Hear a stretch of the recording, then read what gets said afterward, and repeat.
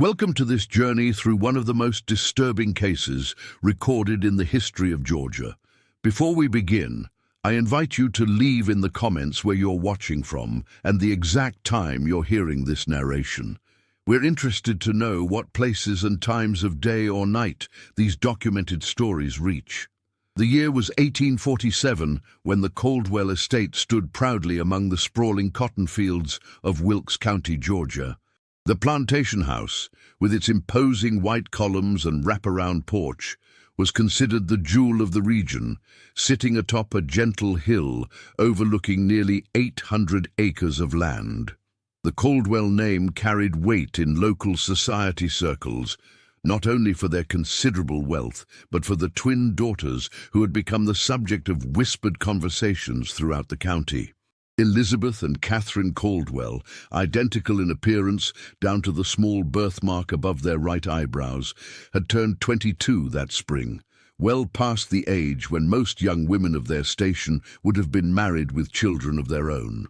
What few outside the plantation knew was that behind the perfectly maintained facade of Southern gentility, a series of events had been set in motion that would eventually unravel the very fabric of the Caldwell legacy.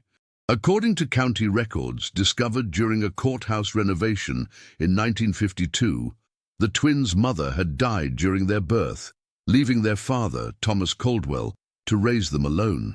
Thomas had never remarried, dedicating his life to his daughters and the expansion of his cotton empire. The first indication that something was amiss at the Caldwell plantation came in the form of a letter written by the family's longtime housekeeper, Margaret Sullivan, to her sister in Savannah. The letter, dated April 8, 1847, mentioned that the young misses have taken to spending unusual amounts of time in the quarters, something the master seems strangely unconcerned about. This letter would later be discovered tucked inside a family Bible, preserved between its pages for over a century. The quarters Margaret referred to were the slave quarters, a collection of small wooden structures positioned approximately half a mile from the main house, just past a stand of oak trees that obscured them from view. The Caldwell plantation maintained approximately 70 enslaved individuals, a relatively modest number compared to some neighboring estates, but sufficient to work the land and maintain the household. Among these enslaved people were two men who would become central to the disturbing events that followed. According to plantation records preserved in the Georgia Historical Society archives, they were listed simply as Samuel and Elijah, both noted as having been purchased in 1842 from a plantation in South Carolina that had fallen into financial distress. What made Samuel and Elijah unusual, based on accounts compiled decades later by local historian William Hartwell, was their education. Both men had been taught to read and write by their previous owners' children, a dangerous skill that they had carefully concealed upon arrival at the Caldwell plantation. This concealment eventually failed, however, when Catherine Caldwell discovered Samuel reading a discarded newspaper in the stables late one evening in the autumn of 1846. Instead of reporting this illegal activity, Catherine, according to her personal diary recovered in 1964 during the demolition of the old plantation house, began to meet Samuel in secret. The diary entries become increasingly cryptic around this time, with references to cess and our shared understanding. Simultaneously, estate records show that Samuel was reassigned from field work to the stables, a position that afforded him greater proximity to the main house. What historical records do not clarify, but what local oral tradition suggests, is that Elizabeth had similarly formed a connection with Elijah, who worked primarily in the maintenance of the plantation's extensive gardens.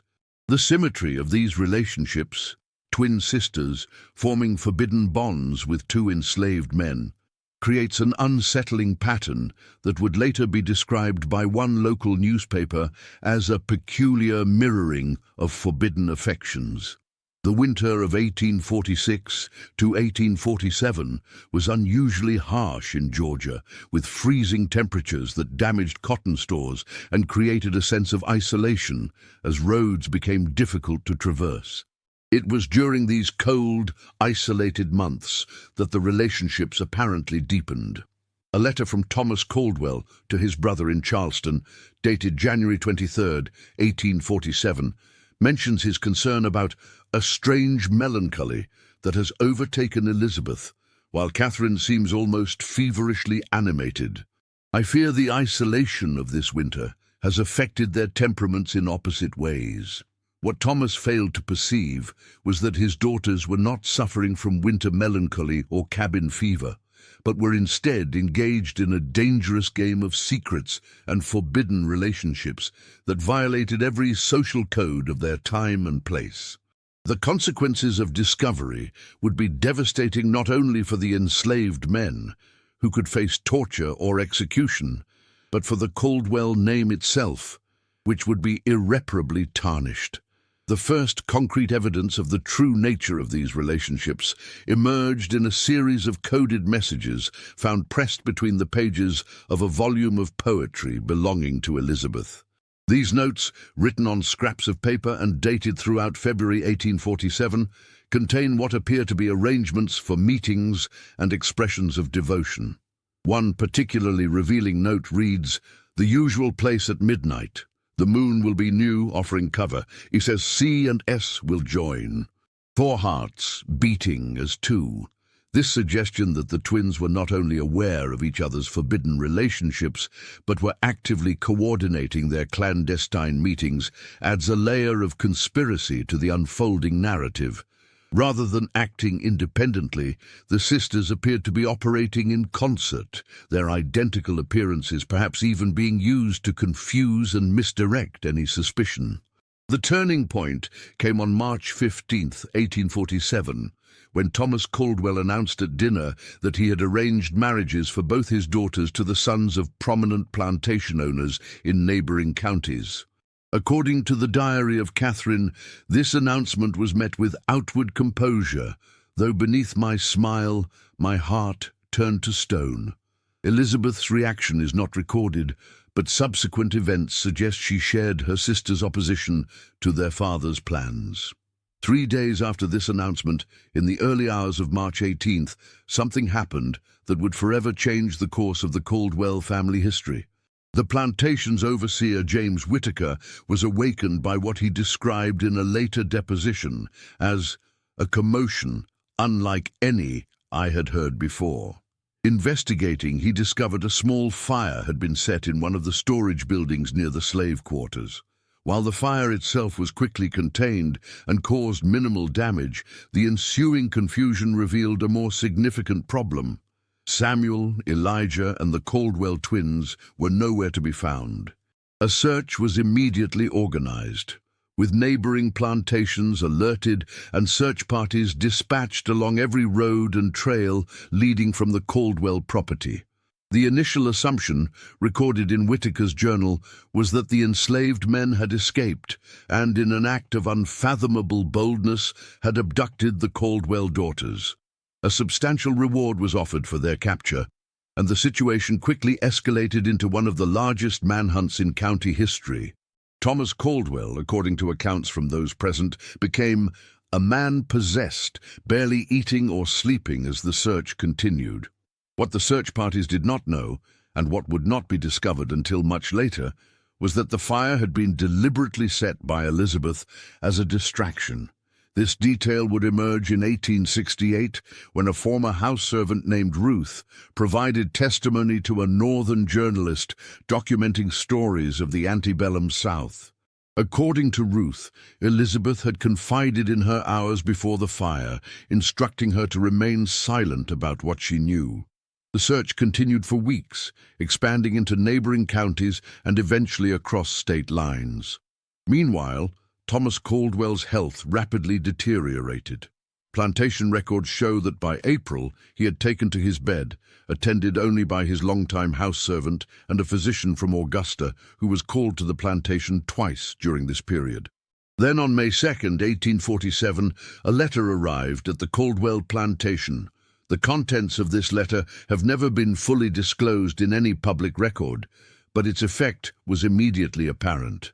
Thomas Caldwell, upon reading it, suffered what his physician described as a paroxysm of rage, followed by a collapse from which he did not recover. He died 3 days later, the cause listed simply as apoplexy, a common term at the time for what we now recognize as a stroke. Following Thomas's death, control of the plantation passed to his brother, Edward Caldwell, who traveled from Charleston to assume management of the estate. It was during Edward's methodical review of the plantation's affairs that a startling discovery was made in Thomas's private study, a small wooden box containing what appeared to be marriage certificates. These documents, crudely drawn but bearing signatures, purported to record the marriage of Elizabeth Caldwell to Elijah and Catherine Caldwell to Samuel on the night of March 17th, 1847. The certificates were accompanied by a letter, apparently written by Catherine, explaining that the twins had fallen in love with the two men and, knowing their father would never approve, had devised a plan to escape together. The letter described how they had been secretly planning for months, saving small items, preparing for a journey north to states where they might live, if not openly, then at least without the immediate threat of capture and separation.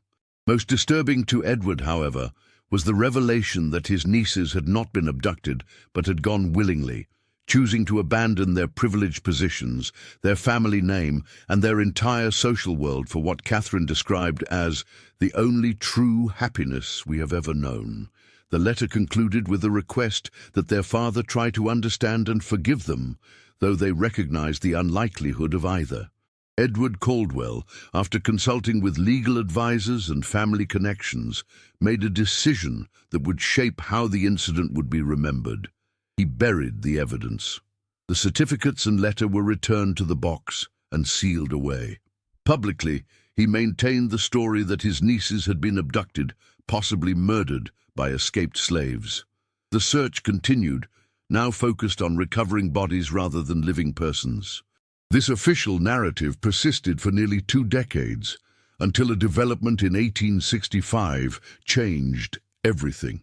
Following the Civil War and the emancipation of enslaved people throughout the South, a woman arrived at what remained of the Caldwell plantation, now reduced to less than half its former size and struggling to adapt to the new economic reality. The woman identified herself as Margaret Johnson, but her resemblance to the long-missing Caldwell twins was unmistakable. She requested a meeting with Edward Caldwell, who still maintained the property, though with greatly reduced circumstances. According to the household staff present that day, the meeting lasted several hours, with raised voices occasionally audible through the closed doors of the study. When Margaret Johnson departed, Edward Caldwell emerged visibly shaken. He spoke to no one about the meeting, but immediately began liquidating what remained of the estate. Within 6 months, the plantation was sold, and Edward returned to Charleston, where he lived in seclusion until his death in 1871. The true nature of the meeting remained unknown until 1958, when a collection of letters was donated to the Georgia Historical Society by Edward's granddaughter. Among these was a detailed account of the meeting, written by Edward to his wife the day after it occurred. According to Edward's letter, Margaret Johnson was indeed Catherine Caldwell, now using the surname of her husband Samuel, who had taken the name Samuel Johnson after their escape. Catherine revealed that she, Elizabeth, Elijah, and Samuel had managed to reach Philadelphia, where they lived in a community of free blacks and abolitionists who helped them establish new identities. Elizabeth and Elijah, adopting the surname Davis, had moved further north to Boston, where Elijah found work as a carpenter. Samuel, with his knowledge of horses, eventually established a small but successful livery stable, while Catherine worked as a seamstress. They had children. Catherine and Samuel had 3, Elizabeth and Elijah 2. all of whom were being raised with no knowledge of their mother's true origins. Catherine had returned south only after learning of her uncle's management of the former plantation, hoping to retrieve personal items belonging to her mother that had been left behind during their escape. More significantly, she sought to correct the historical record, to make it known that she and her sister had not been victims, but had instead made a choice. A radical, dangerous choice to follow their hearts despite the overwhelming social and legal barriers. Edward, however, refused her request. In his letter, he explained that he could not bring himself to reveal the truth, writing that the shame it would bring upon our name, upon the memory of my brother, is too great to contemplate. He offered Catherine a substantial sum of money in exchange for her continued silence and her promise never to return to Georgia. Whether Catherine accepted this offer is not recorded in Edward's letter, but historical records show that Margaret Johnson purchased a ticket for Philadelphia the day after the meeting and never returned to Georgia. The Caldwell family narrative of the tragic abduction and presumed death of the twins remained the official story. In 1883, a fire destroyed much of the courthouse in Wilkes County, including many records from the antebellum period. This loss further obscured the already murky details of the Caldwell case.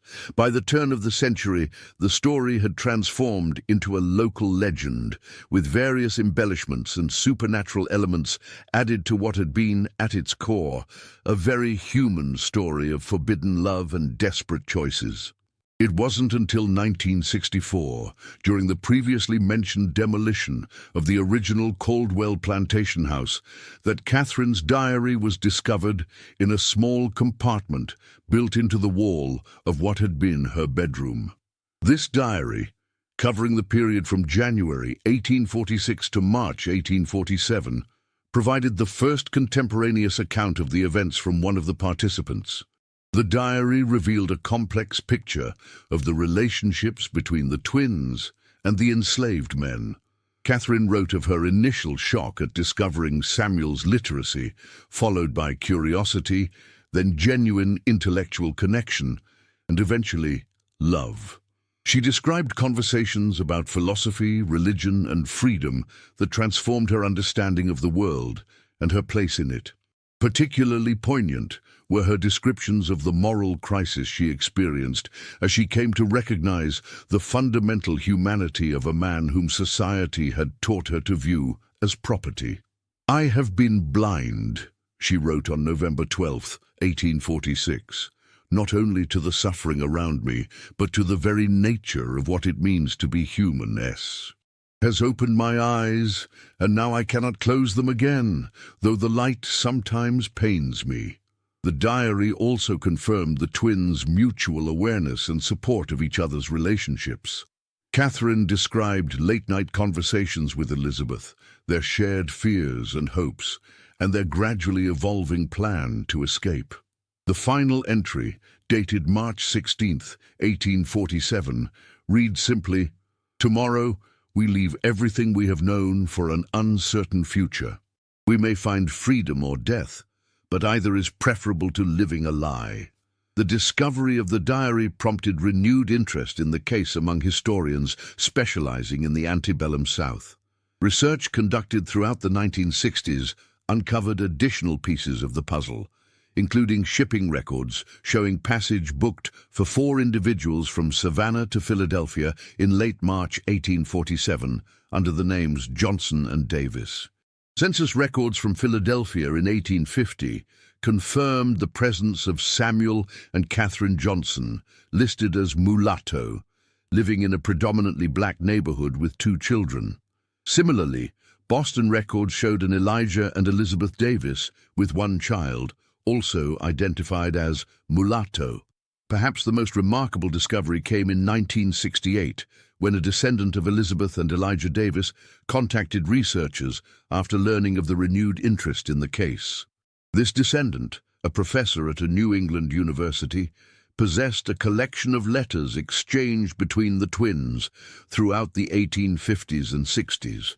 These letters painted a picture of two women who, despite the enormous sacrifices they had made, found fulfillment in their chosen lives. They wrote of their children, their work, their continuing education, and their involvement in abolitionist causes. They also expressed ongoing concern about discovery, particularly after the passage of the Fugitive Slave Act in 1850, which increased the danger for everyone involved. The most revealing letter, dated July 4th, 1865, shortly after the end of the Civil War, captured Catherine's reflection on their journey. Today marks not only the independence of this nation, but at long last, our own true freedom. For 18 years we have lived in shadows, always looking over our shoulders. Now, though many challenges remain, we may finally step into the light. Yet I find myself thinking of Father, wondering if, in some way, he might finally understand the choice we made. I like to believe that, freed from the constraints of the world that shaped him, he might. By 1969, enough evidence had been gathered to substantially revise the historical understanding of what had come to be known as the Caldwell twins incident. What had long been characterized as an abduction and presumed murder was revealed to be something far more complex, a deliberate rejection of the social order by two young women who chose love and moral principle over family, privilege, and safety. The descendants of the Caldwell twins, now scattered across the northern United States, have generally chosen to maintain their privacy, with only a few agreeing to limited interviews with historians. These interviews, conducted primarily in the 1970s, revealed families who had grown up with carefully edited versions of their ancestry, typically told that their great-grandmothers were northern women who had married men of mixed-race heritage. The full truth, that these women were the daughters of a Georgia plantation owner who had fallen in love with enslaved men on their father's plantation, staged their own abduction, and fled north to build new lives, was often not revealed until adulthood, if at all. Some descendants expressed pride in their ancestors' courage, while others struggled with the complex moral implications of a family history intertwined with both slave ownership and resistance to slavery.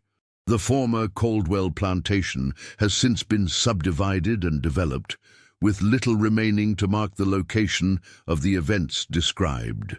A small historical marker, erected in 1972 at the intersection nearest to where the main house once stood, makes only a brief reference to the historically significant Caldwell family plantation, with no mention of the twins or their extraordinary story.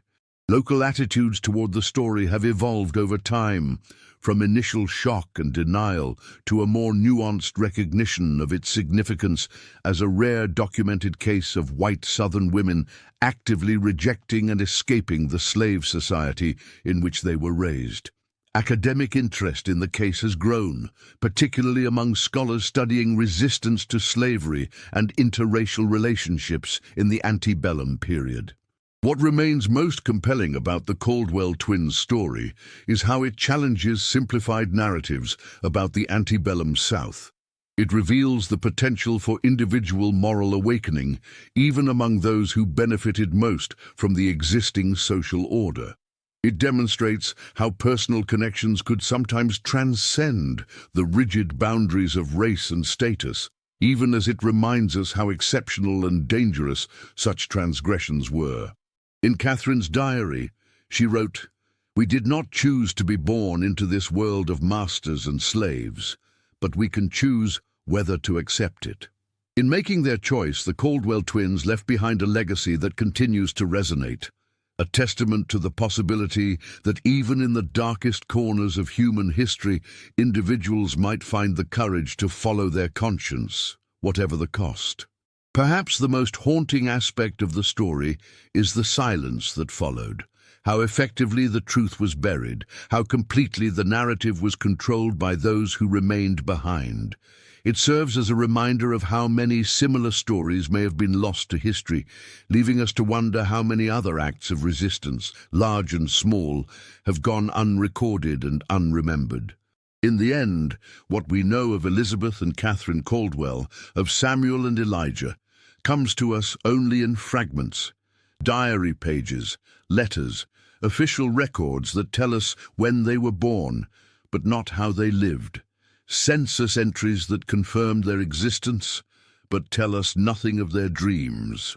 We are left to imagine the courage it took to step into the night, leaving behind everything familiar for the promise of something true.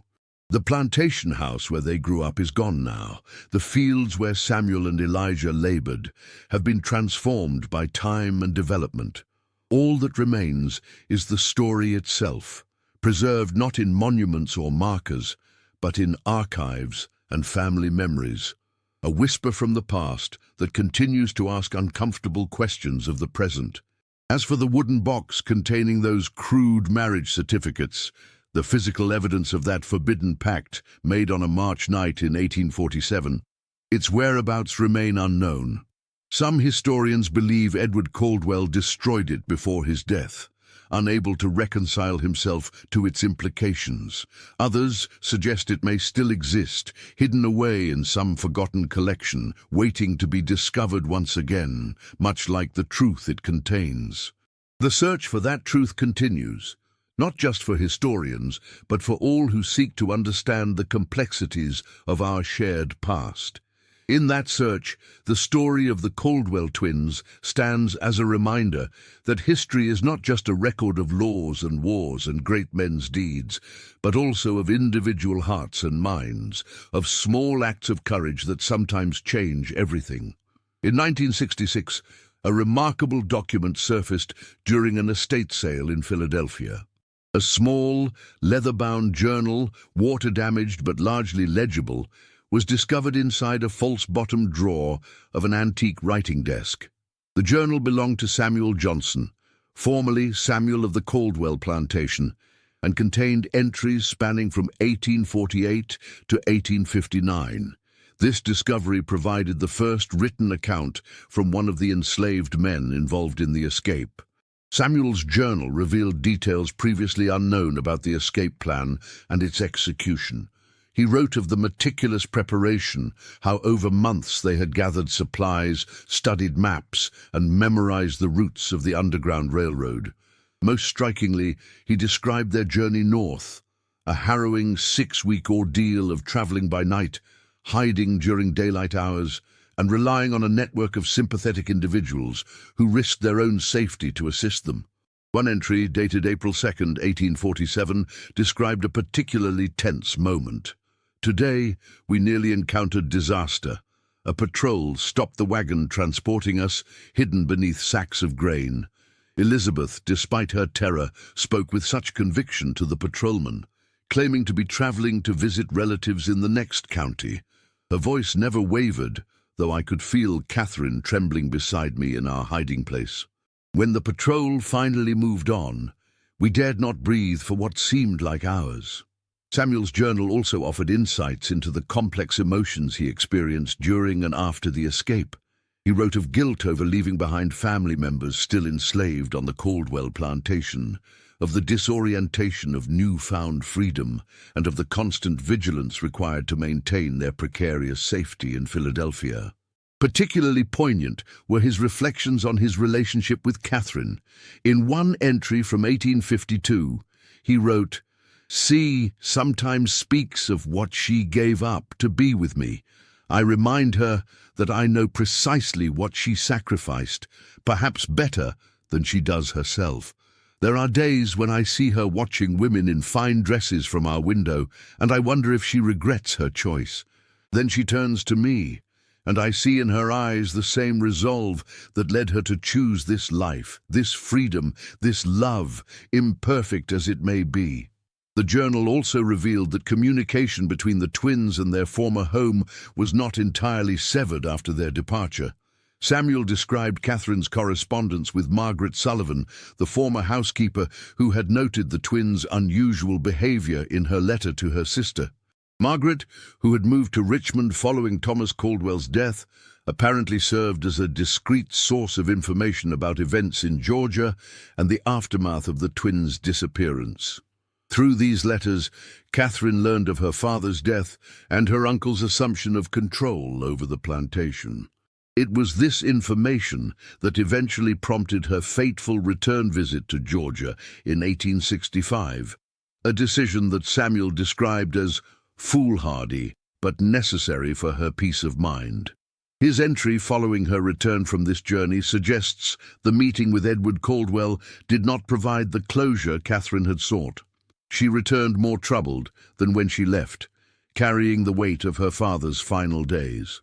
The knowledge that he died believing she had been taken against her will, perhaps murdered, haunts her in a way I cannot soothe. In 1967, another significant piece of the puzzle emerged when researchers located church records from a small African Methodist Episcopal congregation in Philadelphia. These records documented the baptism of the Johnson and Davis children, with godparents listed for each. Remarkably, Elizabeth served as godmother to Catherine's firstborn son, while Catherine was godmother to Elizabeth's daughter, suggesting the sisters maintained their close bond despite the challenges of their new lives. These records also revealed that both families moved several times within Philadelphia and Boston, likely in response to growing concerns about the Fugitive Slave Act and the increased risk of capture. The frequency of these relocations, approximately every 2 years, speaks to the persistent anxiety that must have characterized their lives during this period. By 1855, according to city directories and tax records, Samuel Johnson had established a modest but successful livery business in a predominantly immigrant neighborhood of Philadelphia. This business provided sufficient income for the family to purchase a small home, an extraordinary achievement given the circumstances of their arrival in the city just 8 years earlier. Elijah and Elizabeth, meanwhile, had moved from Boston to a small farming community in western Massachusetts by 1854. Local records indicate Elijah worked as a carpenter and cabinet maker, while Elizabeth supplemented their income by teaching reading and basic arithmetic to local children. Their relative isolation in this rural setting may have offered an additional layer of security, removing them somewhat from the scrutiny they might have faced in a larger city. One of the most intriguing discoveries came in 1968, when a researcher examining records of abolitionist organizations identified Catherine Johnson and Elizabeth Davis as contributors to several anti-slavery publications. Writing under pseudonyms, the sisters produced a series of anonymous letters describing the moral corruption of the slave system from the perspective of those who had been raised within it. These letters, published in The Liberator and other abolitionist newspapers between 1852 and 1858, never revealed the authors' true identities or specific circumstances, but spoke powerfully to the psychological damage inflicted by slave ownership, not only on the enslaved, but on the enslavers themselves. In one such letter, believed to be written by Elizabeth, the author described slavery as a poison that corrupts the soul of the master as surely as it breaks the body of the slave, a system that renders true human connection impossible across its artificially maintained boundaries. The Civil War brought new challenges and opportunities for both families. Samuel's journal entries from 1861 through 1865 express both hope and fear about the conflict's potential outcomes.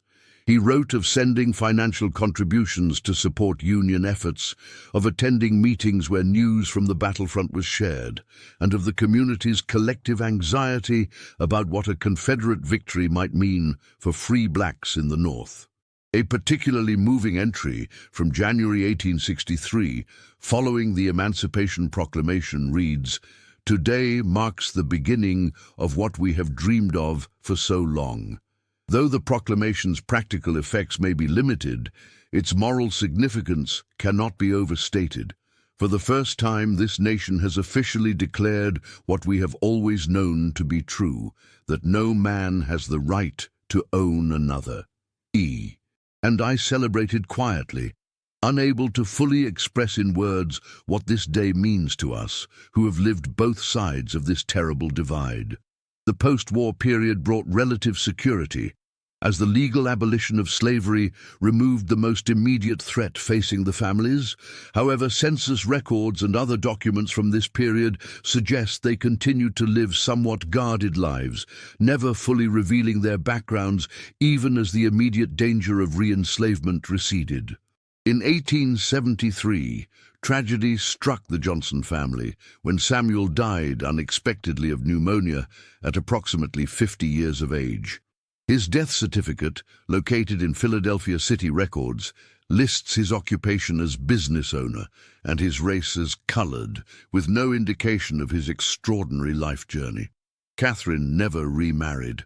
City directories show she continued to operate the livery business with the help of her eldest son until 1881, when she sold the business and moved to the home of her daughter in upstate New York. She died there in 1890 at approximately 65 years of age. Elizabeth outlived her sister by nearly a decade, passing away in 1900 at her farm in Massachusetts, surrounded by children and grandchildren. According to family letters shared by descendants, in her final years she occasionally shared stories of her youth in Georgia, though always carefully edited to omit the more dangerous aspects of her escape and new identity. One of the most remarkable documents to emerge from this research was a letter Elizabeth wrote to her granddaughter on the occasion of the young woman's 18th birthday in 1895. In this letter, preserved by family members and eventually donated to the Massachusetts Historical Society, Elizabeth offered life advice drawn from her extraordinary experiences, though still without revealing their full extent. "My dearest girl, as you stand at the threshold of womanhood, I wish to impart to you the most valuable lesson my long life has taught me, that courage is not the absence of fear, but the determination to act in spite of it. There will come moments in your life when you must choose between what is expected and what is right, between the comfortable path and the true one. In those moments, remember that the most difficult choice often leads to the greatest freedom. I have known both captivity and liberty in this life, though perhaps not in the ways you might imagine, and I can tell you without hesitation that no comfort or luxury is worth the price of a compromised soul. The historical record remains frustratingly incomplete regarding many aspects of the Caldwell twins' story. No photographs of the sisters have ever been located, though a daguerreotype believed to show Samuel and Catherine's oldest son, taken in Philadelphia around 1870, resides in the collection of the Georgia Historical Society. The young man bears a striking resemblance to descriptions of Thomas Caldwell from contemporary accounts, a genetic echo of the complex family history. In 1969, an archaeological excavation at the former site of the Caldwell plantation uncovered the foundations of the slave quarters and recovered several artifacts, including a small carved wooden bird that, according to Catherine's diary, was a gift from Samuel. This tangible connection to their relationship now sits in a museum collection, a silent witness to a love that defied the boundaries of its time. The story of the Caldwell twins has inspired numerous academic papers, several historical novels, and at least one stage play. Yet it remains relatively unknown outside academic circles, perhaps because it complicates comfortable narratives about the antebellum South, challenging both Southern mythologies of benevolent plantation life and Northern assumptions about clear moral boundaries between the regions. What makes the Caldwell case unique is not that it represents an example of interracial relationships in the antebellum South. Such relationships were far more common than officially acknowledged, though usually involving white men and enslaved women, often in contexts of exploitation rather than mutual choice. Rather, its significance lies in the documentation of white Southern women who not only formed romantic attachments to enslaved men, but acted on those feelings in the most radical way possible, by rejecting their privileged positions and fleeing with their chosen partners. In 1968, during an interview conducted as part of an oral history project, a great-granddaughter of Elizabeth and Elijah Davis reflected on her family's legacy. "When I think about what they risked, not just their comfort or status, but potentially their lives, for love and for what they believed was right, it humbles me.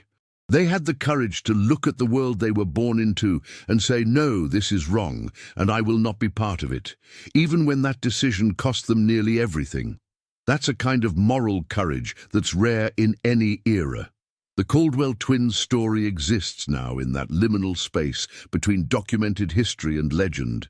The core facts: that Elizabeth and Catherine Caldwell disappeared from their father's plantation in March 1847, along with 2 enslaved men, that they resurfaced in the North with new identities and families, that Catherine briefly returned to Georgia after the Civil War, are supported by substantial documentary evidence.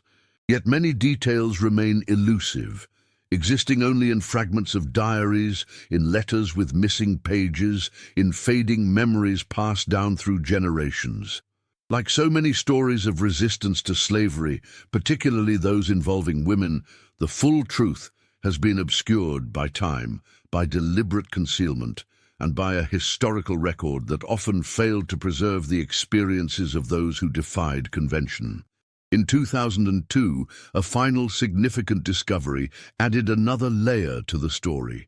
During the renovation of a former boarding house in Philadelphia that had once housed numerous Underground Railroad fugitives, workers discovered a small cavity in a chimney containing a cloth pouch. Inside was a gold locket containing miniature portraits believed to be of the Caldwell twins as young women, along with a folded paper bearing the words, "Elizabeth and Catherine, Georgia, 1844. Experts who examined the locket believe it may have been deliberately hidden by Catherine before her return journey to Georgia in 1865, perhaps as insurance against the possibility that she might not return. If this interpretation is correct, the locket represents a poignant acknowledgement of the dangers she still faced, even after the legal end of slavery, in confronting her past. The portraits show 2 young women, identical in their heart-shaped faces and serious expressions, dressed in the fashion of privileged Southern belles of the 1840s. Nothing in these conventional images hints at the extraordinary choices these women would make just 3 years later. Choices that would lead them to abandon the world these portraits represent and embrace lives they could scarcely have imagined at the time they were painted. Today, the descendants of the Caldwell twins, of Samuel and Elijah, live throughout the United States, many unaware of their connection to this remarkable story. Those who do know their family history often speak of the complex legacy it represents, of the moral courage shown by their ancestors, but also of the complicated reality that the Caldwell twins were both beneficiaries of and rebels against a system of profound injustice. The former Caldwell plantation land has been transformed by time and development, with suburban homes now standing where cotton once grew. The small historical marker, weathered by decades of sun and rain, offers no hint of the human drama that unfolded there. Visitors to the area would never know that this unremarkable intersection was once the setting for an extraordinary act of defiance against the most fundamental social institution of its time. Perhaps that invisibility is fitting. The story of the Caldwell twins is, at its heart, about the invisible threads that connect human beings across artificially imposed boundaries, about the quiet rebellions that often go unrecorded, about the courage to imagine a different kind of life than the one society has prescribed. In her final diary entry before her escape, Catherine Caldwell wrote, "Tomorrow we step into darkness, not knowing if we will find light on the other side. But even the darkness of uncertainty is preferable to the false brightness of a life built on others' suffering. Whatever comes, we have chosen our path freely, perhaps the first truly free choice of our lives.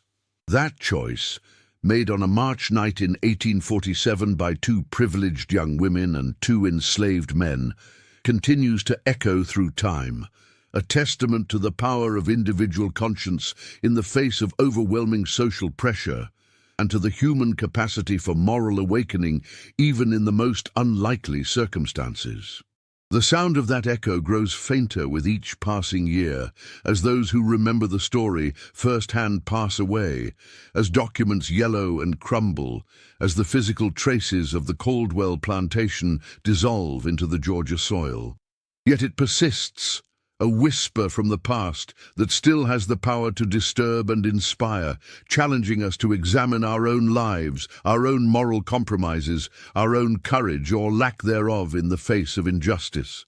In that sense, perhaps, the story of the Caldwell twins is not really about the past at all, but about the present and the future, about the choices we make, the boundaries we accept or reject, and the kind of world we choose to build or maintain. Their legacy lives not in monuments or markers, but in the ongoing human struggle to recognize and honor the humanity in ourselves and others, whatever the cost. And so the story ends where it began, with four young people stepping into the darkness of a Georgia night, leaving behind everything familiar for the uncertain promise of freedom. We know now that they found their way to that freedom, imperfect though it was. What we can never fully know is the courage it took to take that first step, to turn their backs on the only world they had ever known, to choose an uncertain future over a compromised present.